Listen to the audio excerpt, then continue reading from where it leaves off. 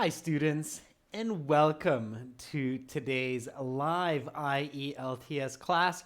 My name is Adrian, and I'm streaming to you from beautiful Budapest here, capital city of Hungary, in the heart of Europe. I hope everybody has had a fantastic week and looking forward to an awesome weekend. In this class, we are looking at a listening section.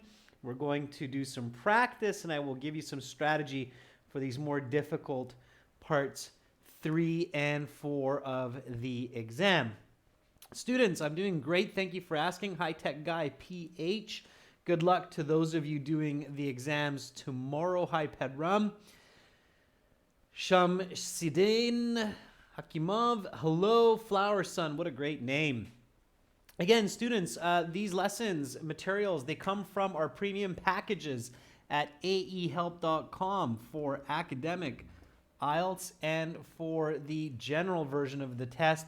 Check us out at gieltshelp.com. That's general IELTShelp.com. On both of those websites, we have 6 original practice exams. We're adding 4 more this year. We're excited about that. We have over 100 hours of video lessons in HD quality. And of course, we have a fully interactive course with tested and true strategies developed by educational psychology experts. Those websites, just very quickly while we wait for a few of your peers to join in. This is aehelp.com with the blue background. Click that big red button to join the premium package, or click that green button to try it for free.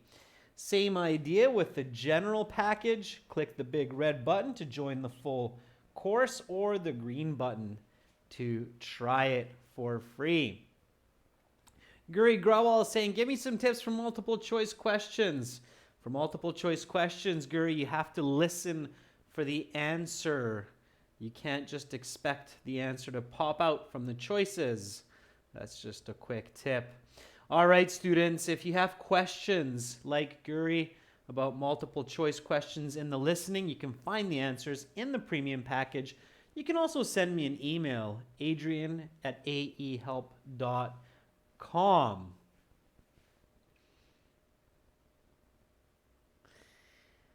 Tomorrow, I will have a speaking part 2 for members, and then followed by a speaking part 3 for everyone. And before we start listening to section 3, just a couple of important updates. There are changes to the listening section in this year, 2020. These changes are already in effect. They were in effect from January 4th. They're not really major changes. They shouldn't have a massive effect on your listening. The question types are still the same. The structure is still the same. One of the changes this year compared to previous years is there's no example. So that makes your preparation time a little bit shorter for the listening. There's no example in part 1. So before, if you were in yesterday's class, I showed you an example. Going forward, there will be no examples in the listening section. Okay, so careful about that. Also, up until now, they always use the word sections in the official IELTS. So they said section 1, section 2, section 3, and 4.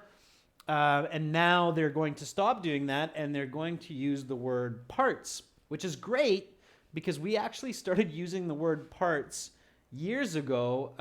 The word sections is confusing in the listening because the sections are reading, listening, writing, and speaking. We call those the sections. So it was a little bit confusing to call the 4 parts of the listening section sections. So now it's going to be a little bit less confusing. So when I say part 1, part 2 in the listening, you know exactly what I'm talking about. So that's another change. Doesn't really affect your marks, but it's a little bit clearer notation or naming. And the third change is there will be no references to page numbers. There will still be references to questions. So in question number 3, you will have time to do this. they didn't really have references to page numbers all that often, but they're going to stop doing that completely. So I think to keep it simple, these two, number 2 and number 3, those changes, they don't really affect you. It doesn't matter much. Just a little something to know. Number 1 has a little effect on the overall process, but don't worry about it. Yeah. So there's no more examples given. That's right, Hikmatillo. It does make it a little bit more challenging because you have to really focus right away. It doesn't give you time to tune into the conversation. So careful. Okay. You'll have to, that's right, Pucci. You'll have to understand the accent immediately. You won't have as much time to register the information. All right. So these are the changes in 2020. Keep that in mind. Okay, students. So we're just going to hop over to listening section 3. This is page 80 in our second exam book. And I'm going to play the audio in just a moment. My volume is maximum. So students, please try to use a headset. And if it's quiet for you, turn up the volume on your side. For the audio, I'm using the academic IELTS website, but the listening is the same in the general. So for those of you who have our full package at the general, that's fine as well. So this is exam 5, so it will be CD number 5, and it should be track number 3 because it's part 3 in the listening. So again, students, don't write your answers, please, into the chat. Wait for everybody to answer as well. Write it down on a separate piece of paper or in a separate document. Give everybody a chance to answer the questions on their own. Be fair to your peers, okay? So here we go. I'm going to play the audio. Again, it's all max volume on my side, so if it's quiet for you, just turn up the volume on your end. Use a headset. Here we go. Get ready. Now turn to section 3. Take some time to look at questions 21 to 26.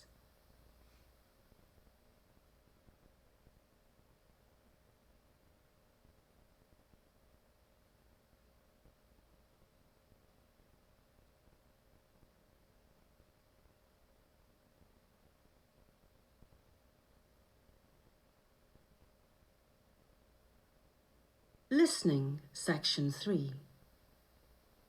You will hear a forum discussion between the moderator and 2 contributors, Dr. Rachel Young and Dr. Ronald Sturgeon, both political Just a second. at the local university, talking about between countries.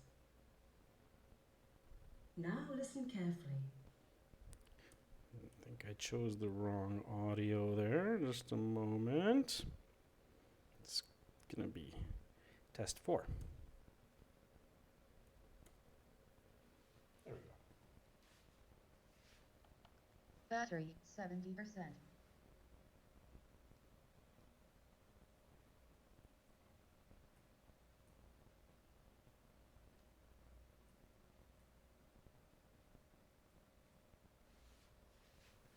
Got a little bit more time.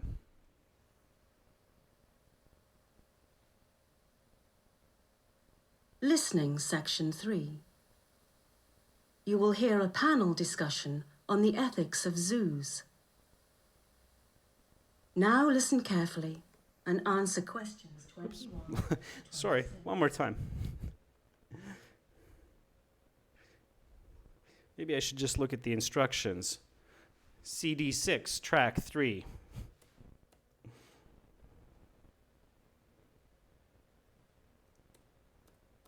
Always pay attention to the instructions. Battery 70%. 26.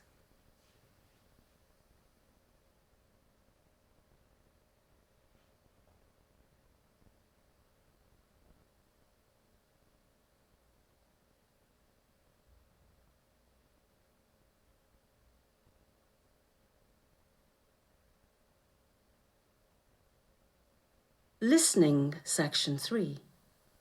You will hear a radio host and his guest discussing the virtues of various art forms. Now listen carefully and answer questions 21 to 26. All right, welcome back, everyone. Our next guest is the curator of a major art gallery in the city who has just released his second book on the virtues of art.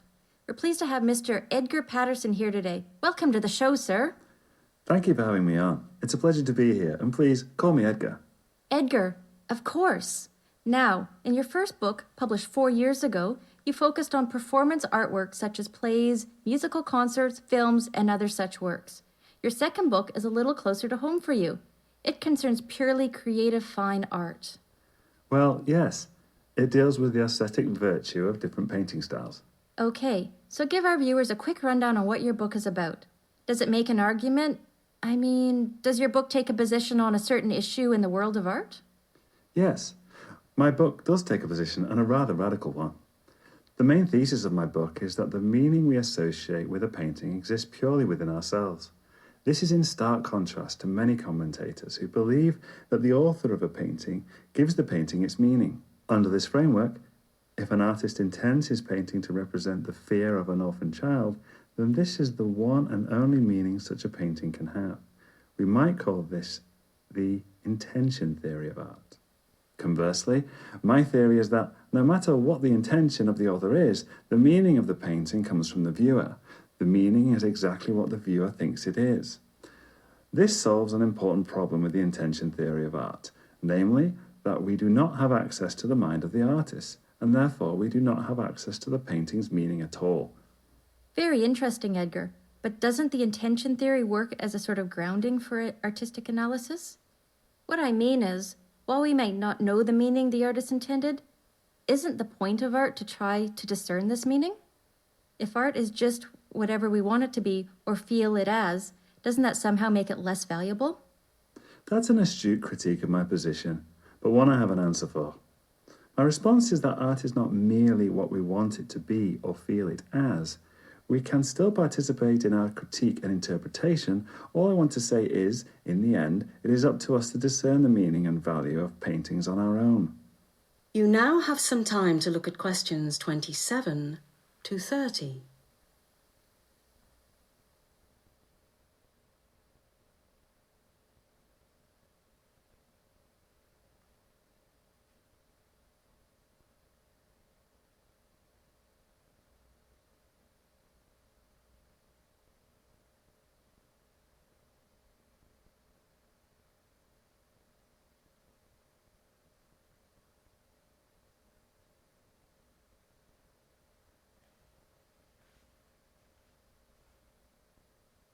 Now listen to the rest of the discussion and answer questions 27 to 30.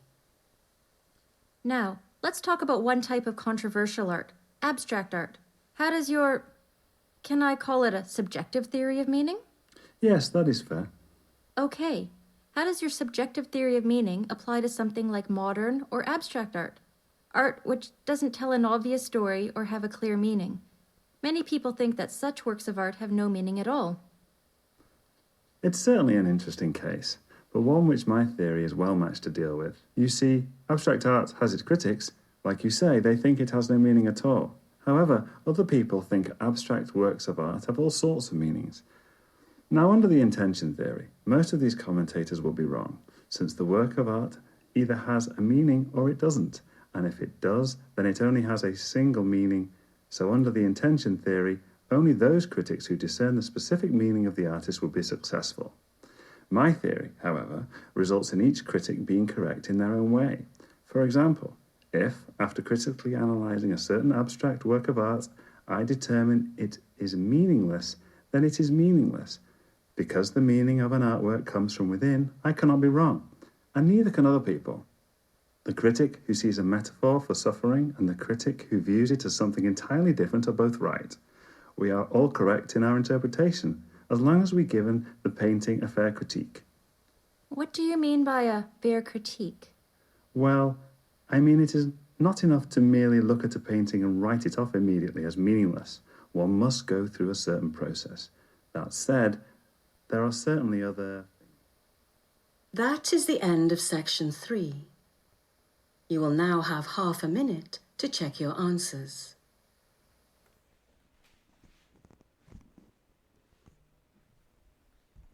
All right, students, and make sure to use that half minute to check your answers. That's a bit of a challenging part 3, but you did have a little bit of extra time at the beginning while I found the right audio track, paying attention to the instructions, of course.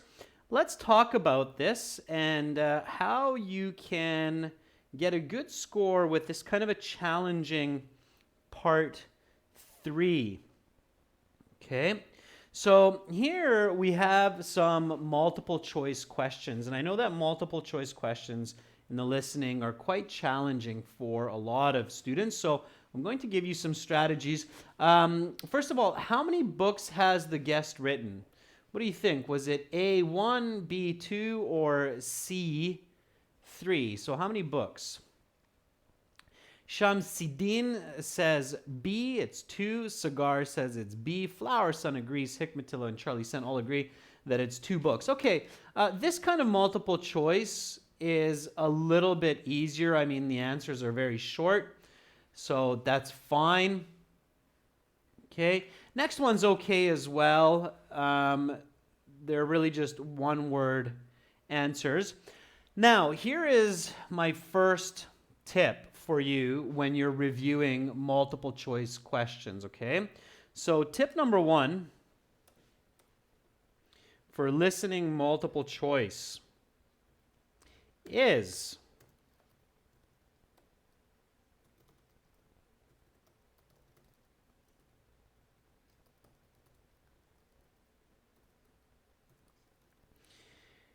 convert the question into a statement and paraphrase it when you review it.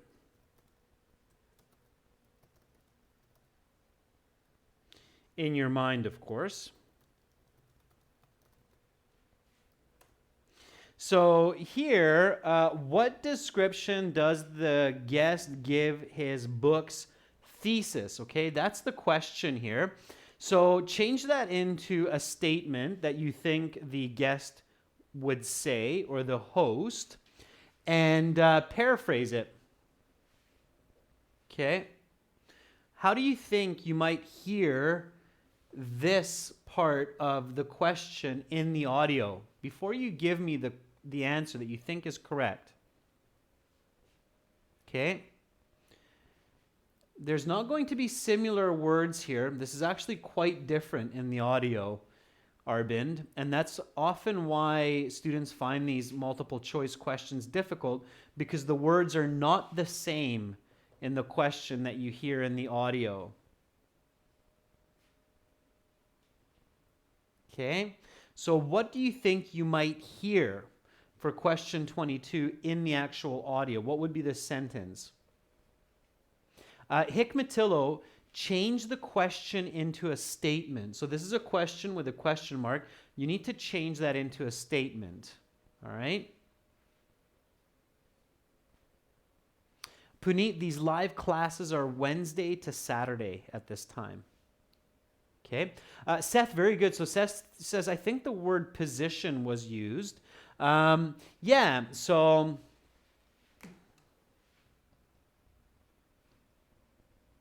This book is about my position in the book is I believe that in my book I argue that.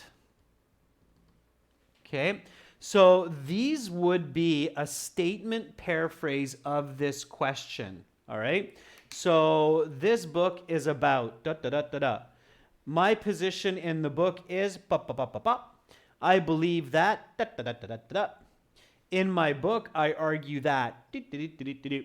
All right? So here, this would be the way I would think about this during the review time. Okay? Does that make sense, students? So when you read the question during the review time, you likely will not hear this in the audio as a question. You will hear it as a statement using different words. So you need to think about the statement using different words, and then you will have a much better chance to catch that phrase with the right answer. Does that make sense? Okay. Now, when you're at home preparing and studying for the exam, okay, so check it in the transcripts. The transcripts are the script for the audio in the back of the book. All good IELTS materials should have transcripts for the audio. So in this case, the transcripts are found on page 163, I believe.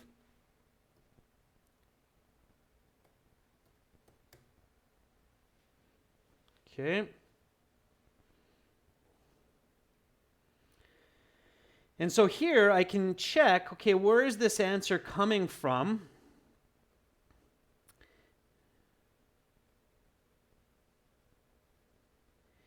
And what does the paraphrase look like? And you see it here. Okay. So in the back of the book, it says here that the person, yes, my book does take a position, and a rather radical one. So you do see the word take a position right there. So that's how, this is the statement that paraphrases the question, what is the thesis? A thesis is an argument. So a position is an argument. Okay? All right, so check it in the book if you're not sure how that was paraphrased. All right.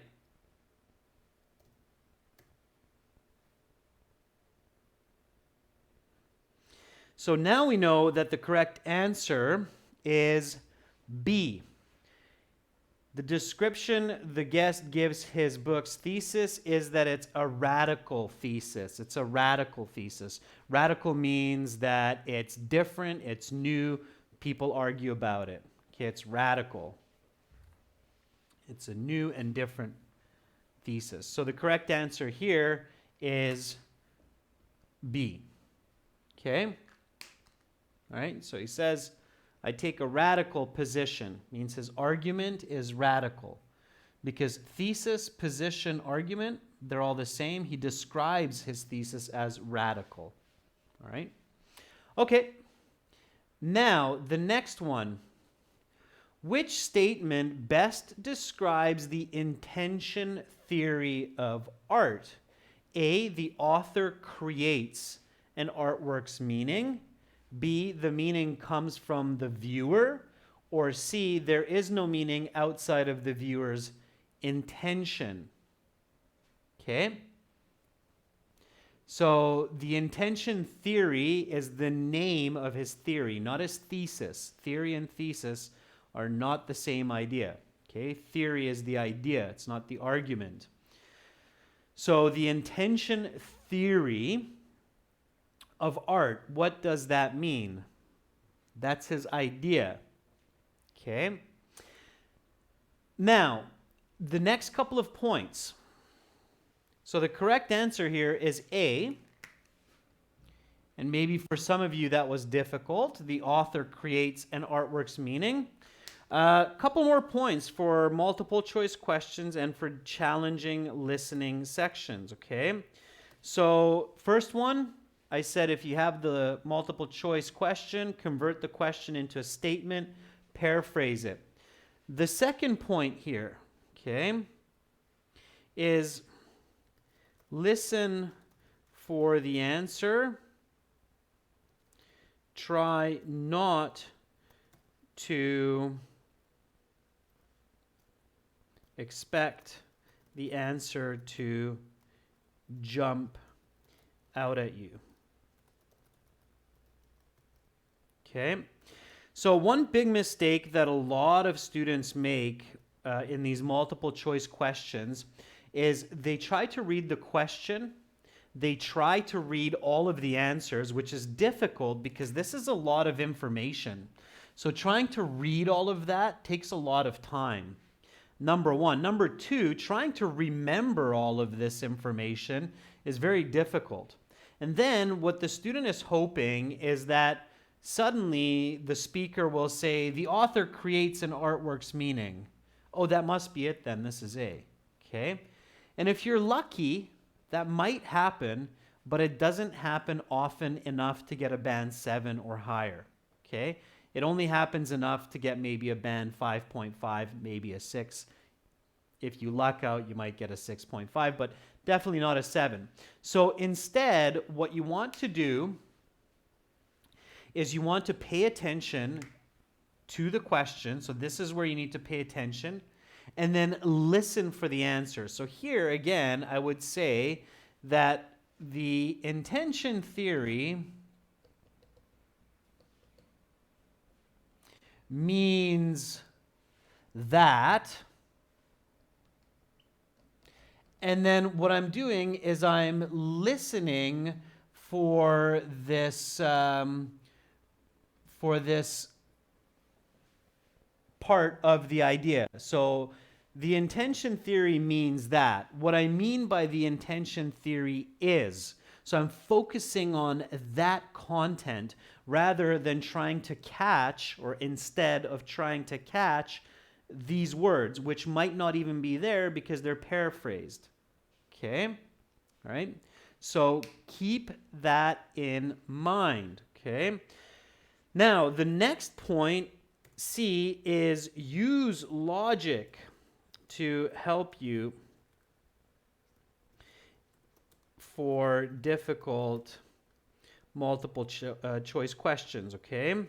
Don't panic. Instead, define and rationalize. Okay, it means use critical thinking. So what do I mean by that? Well, what's the key word here in this question? So which statement best describes the intention theory of art? What's the key word? The key word here is intention. If you don't know the meaning of intention, you might be in trouble for this listening section. Okay? But if you do, or if you know another word form like intend, okay, then you can figure this out. Intend means what I want to, okay? So intention is your will, it's what you want to do, okay? Intention theory of art makes sense that it's what the author wants to do. In this case, it's the meaning the author wants to give the art. Does that make sense?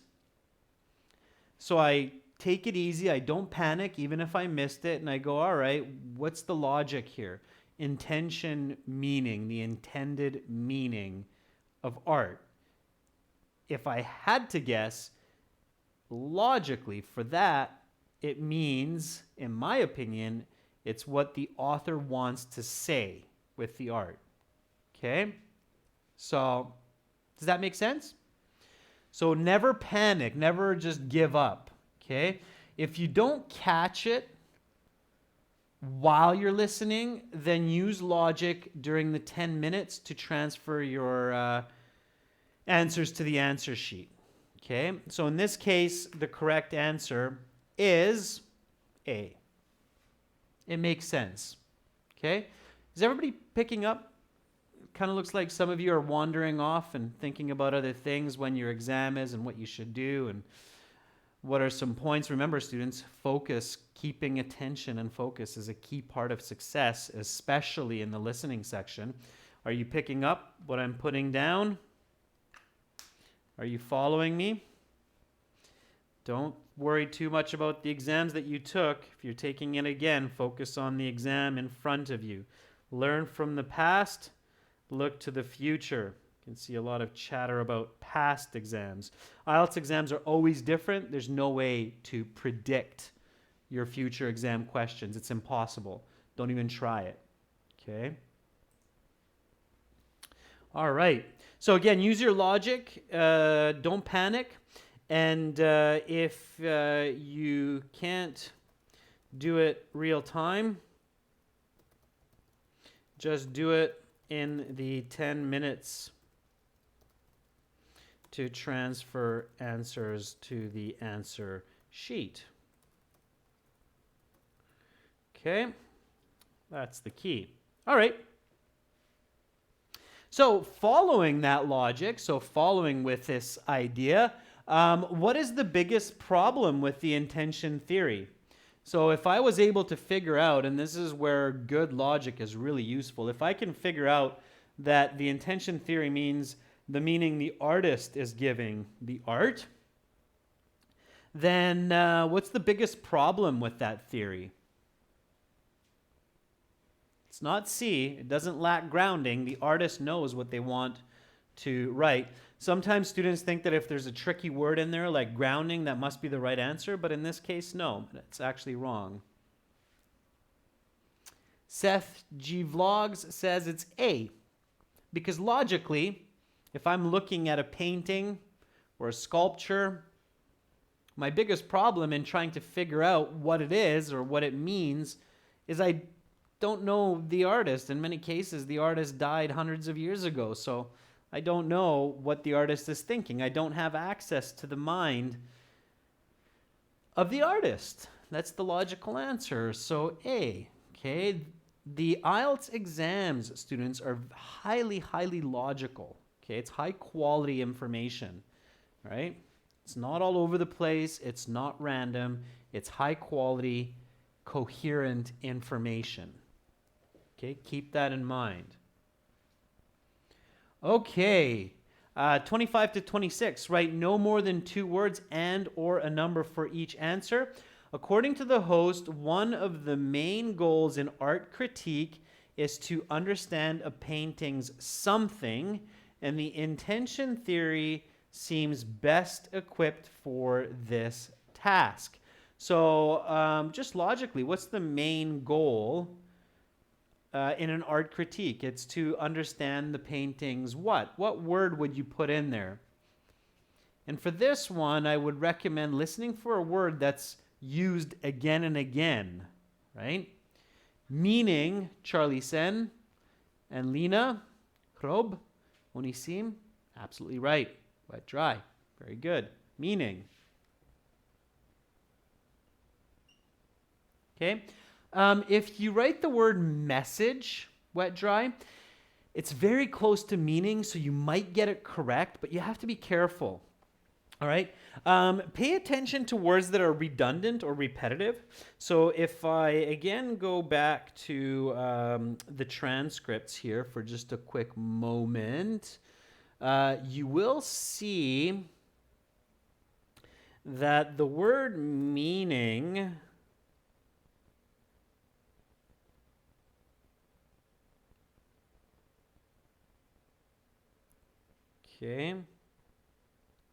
comes up a lot. Okay, so kind of starts from around here. No matter what the intention of the author is, the meaning of the painting comes from the viewer. The meaning, so it's like meaning, the meaning is exactly what the viewer thinks it is, okay? Therefore, we have access to the painting's meaning at all. All right. Meaning, here again, okay?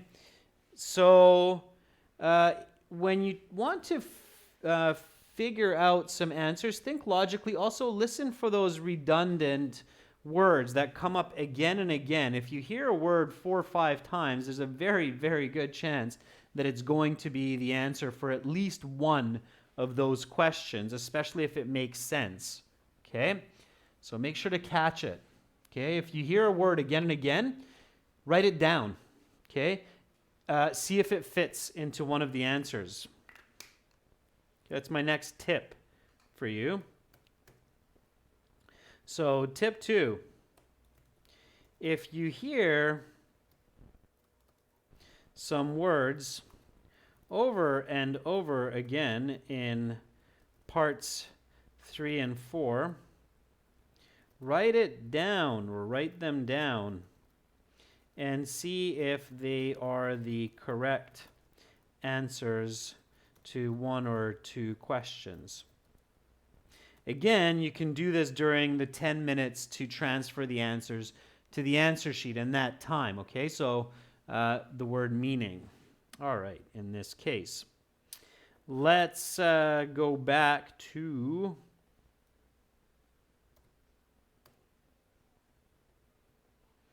our questions here and answer question 26. The guest responds that art is not something what we want it to be, but that we must also participate in critique and interpretation. Now, this was verbatim. So sometimes you do get these questions where you're listening and you hear exactly what you see on the paper, and you do actually have to catch the word that you hear. And that word, according to Tech Guy PH, was the word merely. Yes, and that's correct. So some of the questions in part 3 and part 4 of the listening is testing how well you can catch a word in context. And this was one example of that. Most information will be paraphrased. Some will be verbatim. Verbatim means it's word for word, and it's testing to see how well you can catch words used in a conversation.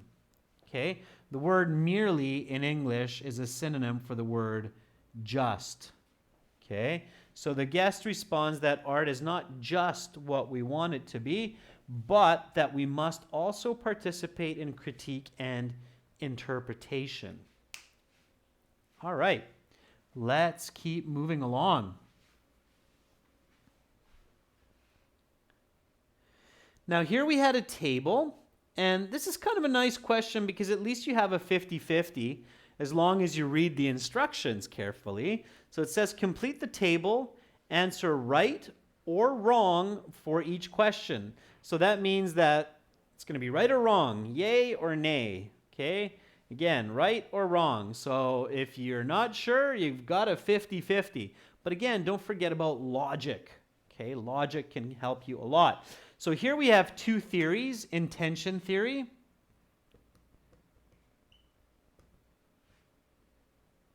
Another way to think about it is the author's meaning. And we have the subjective meaning theory. Again, the IELTS examiners are hoping that students who are 6.57, they're understanding these words like intention and subjective. If you don't know words like intention or subjective, read lots to improve your vocabulary. Okay, subjective meaning means the viewer's meaning. So author's meaning of the art versus the viewer's meaning of the art. Okay, and here we have the situation. So the critic thinks critically about an artwork and judges it to have no meaning. According to the intention theory of art, the critic is right or wrong? What do you think? What's the correct answer there? Right or wrong? According to the intention theory, which means the author's idea. Right or wrong?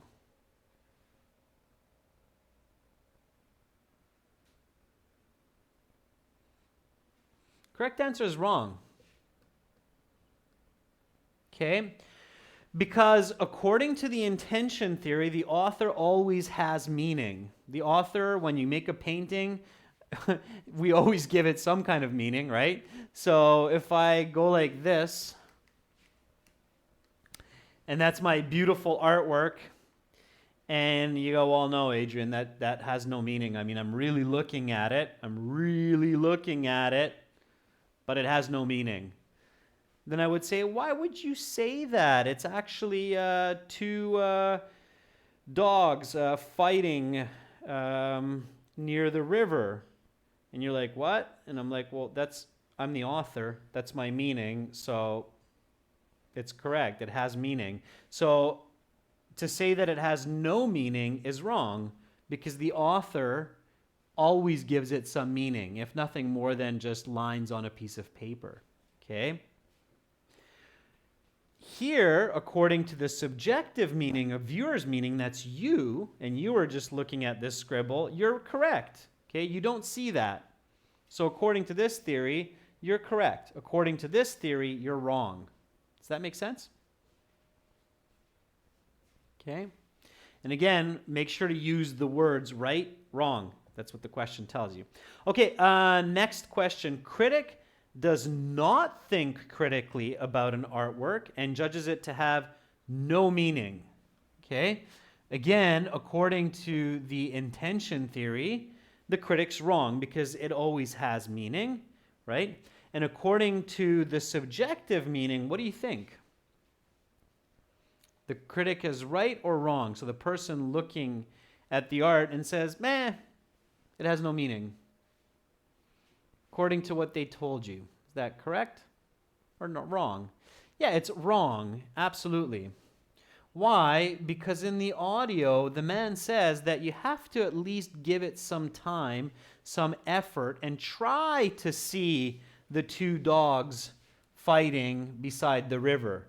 If you really looked at it and you can't see the two dogs fighting beside the river, then you're correct. But if you just took a look at it for 2 seconds and didn't pay attention, then you're wrong. Because maybe there is a dog there with some teeth and another dog the other way with some teeth and some water, and they're fighting by the river, right? You never know.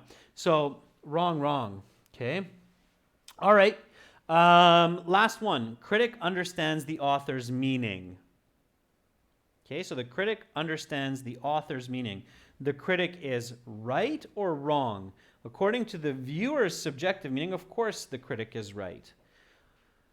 According to the intention theory, is the viewer right or wrong? The critic understands the author's meaning.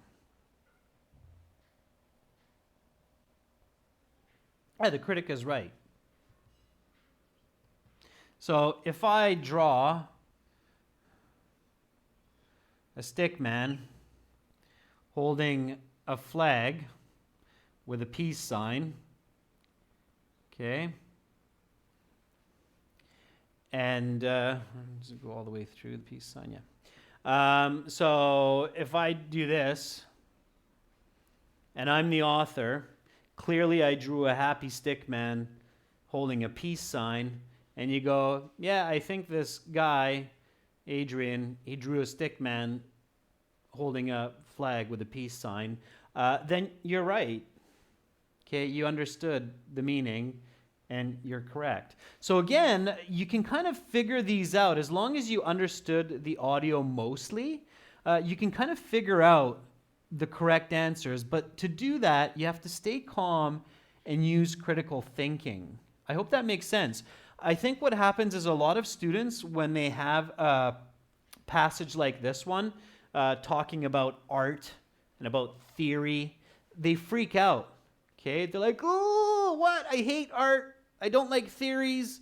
This is crazy. I'm out of here. I'm going to rip up my IELTS paper, throw it out the window, and run out the door, jump out the window. Yeah, no, don't do that, okay? The exam is not designed for art experts or art specialists. It's designed for anyone who speaks intermediate to advanced English to understand information, maybe new information, and be able to respond. But to do that, like in any situation, even in your own language, you have to stay calm, stay focused, okay? Stay calm, stay focused, all right? Okay, students, one more question. This is called an inference question. For this type of question, you basically have to understand all of the information, and and draw a conclusion. So figure it out. Okay, so let's read it. An art critic is viewing a painting for the first time and wants to critique it using the subjective meaning theory. Determine whether the critic has satisfied the constraints. Constraints means the guidelines or the rules of the theory with regard to his critique of the painting. Okay. A, the critic has satisfied the demands, or B, the critic has not satisfied the demands. 30. The critic looks at the painting for a moment. Okay, so visualize this. So here's the painting. Well, boom, I looked at it for a moment, and concludes from his initial impression that the painting lacks aesthetic value, meaning they think it's not beautiful. So A, yes, they have satisfied the constraints of the theory, or no, they have not satisfied it. Okay? So what do you think? According to the subjective meaning. Yeah, very good. So a lot of you are answering B. Fantastic. That's the right answer. It's B. No, the critic has not satisfied the demands. Why? Because they only looked at it for a moment. Again, the same situation. You have to give it attention and time. Okay? So the critic has not satisfied. It's the moment. If this were carefully, so the critic looks at the painting carefully for 5 minutes,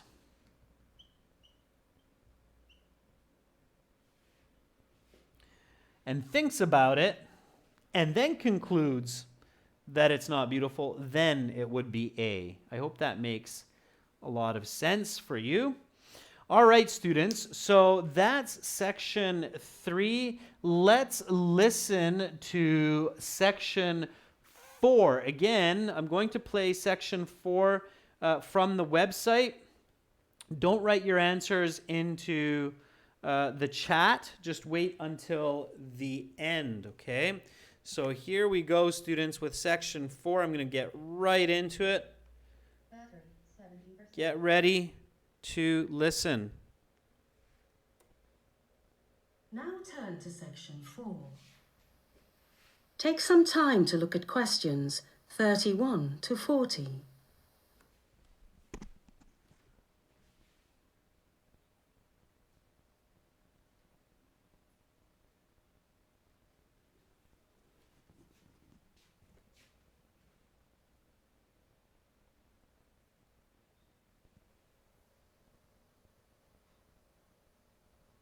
Listening section 4. You will hear a lecture about road infrastructure and its connection to economic prosperity.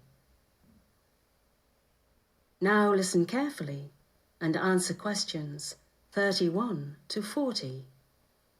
Roads have been connected to economic prosperity for millennia.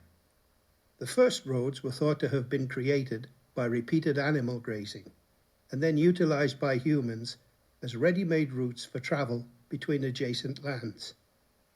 These roads, evidence for which exists going back 12,000 years, were likely not connected so much to economic prosperity as to survival itself. These roads allowed hunter-gatherers faster access to greater swaths of land. The first paved roads were used in ancient Egypt about 4,500 years ago. Historians theorize that these roads were the first roads used for trade in our history. These roads also would have been used to transport items, such as building supplies. Though rivers were much more practical thoroughfares for the transport of goods, certain goods from certain areas could not be transported by boat, and this necessitated the creation of roads for economic reasons. The Silk Road, though not precisely a road, is one of the most famous trade routes in history. Composed of many types of road, the Silk Road stretched from China and Thailand in the east, all the way through the Middle East and terminating in Western Europe. These different routes of the Silk Road brought myriad items from the east to the west, including, of course, silk. This brought economic prosperity to China and surrounding regions for many centuries. The Silk Road was so valuable for commerce that it persisted for over 1,500 years. The Roman Empire was the first major manufacturer of a system of roads. At its height, the Roman Empire contained 29 major roads, totaling over 75,000 kilometers. That's enough road to go around the world twice. Notably, this is almost the precise total length of the modern United States interstate highway system. These roads connected the vast lands of the empire and brought an intertwined economic prosperity to the diverse regions of the empire. Furthermore, the roads were used for military transportation, giving the Romans a massive strategic advantage over their less advanced adversaries. Through the Middle Ages, roads continued to be built and used for trade and commerce, though technological advances were virtually non-existent.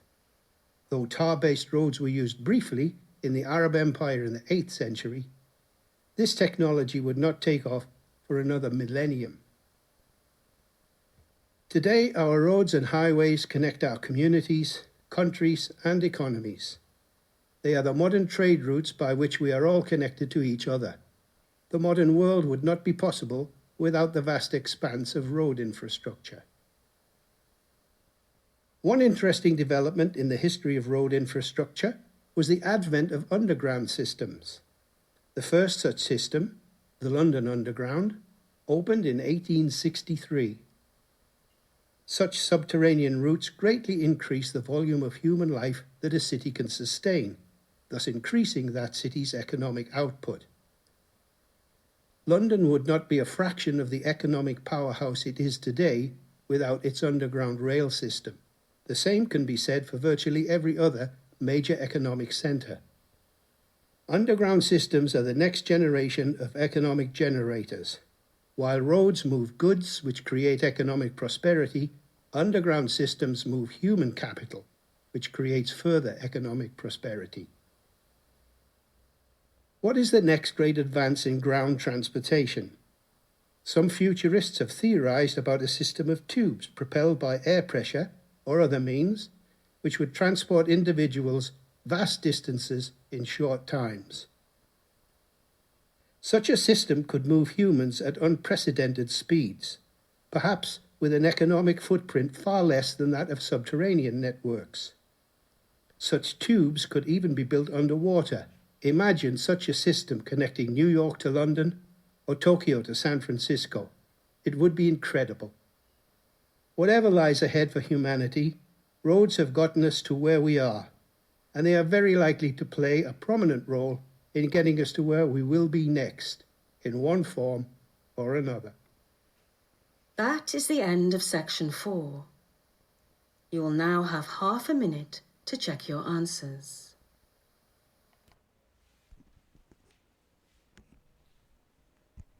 All right, students, and again, you want to check those answers.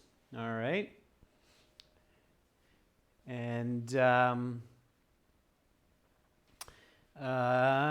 looks like some of you had some difficulty with the audio or with the stream. That's YouTube. There's not much I can do about that. Okay, students, so for section 4, let's go through these answers nice and quick together. So 31, what phenomenon created the first roads? Okay. This is a very typical section 4. Anybody catch the answer for 31? What phenomenon created the first roads? It's 2 words. And if you think really hard, you might even be able to guess it. Wedge says grazing. Onisim says animals eating grass. Yeah, pretty much. It's called animal grazing. Yeah, grazing is when animals like horses, deer, cattle, they're chewing the grass, moving along. Okay, they're clearing the path. Little road builders, animal grazing. Okay, 32. Though roads were necessary for transportation of many goods, what was a much more practical thoroughfare? They use this word in this answer for the transport of goods in ancient times. So, what worked better than roads a long time ago? Not animal breeding, Violetta. That would be different. Okay. Yeah, Latifa, you needed animal grazing for that last one. You needed both words. Okay. So number 32, rivers. Yeah, rivers. Rivers using boats, right? Because people lived close to water anyway. They lived besides the lakes and the ocean, so rivers were very effective for moving goods in boats, right? Okay. 33. Which of these roads totaled approximately 75,000 kilometers? The U.S. interstate system, ancient Egyptian roads, the ancient Roman roads, or the Silk Road? You had to figure out which one. U.S. and Romans, all of them, or U.S., Roman, and the Silk Road? Correct answer is A. The U.S. interstate system and the ancient Roman road network were roughly the same. Okay, it's quite incredible if you think about it. Those Romans. Here you had to choose two letters from A, B, C, D, E. What were the two benefits of the Roman system of roads? So what were the advantages of having those roads for the Romans? Economic prosperity for the city of Rome? What? No, you mean the empire. Increased mobility for the Roman armies? That looks pretty good. Rapid technological advances? The importation of luxury goods from China? I don't know about that. Broad economic prosperity for the empire? That looks good. B and E are the correct answers there. Okay. All right. Now, for questions 36 to 40, last 5 questions. Increases economic activity, responsible for the growth of modern cities.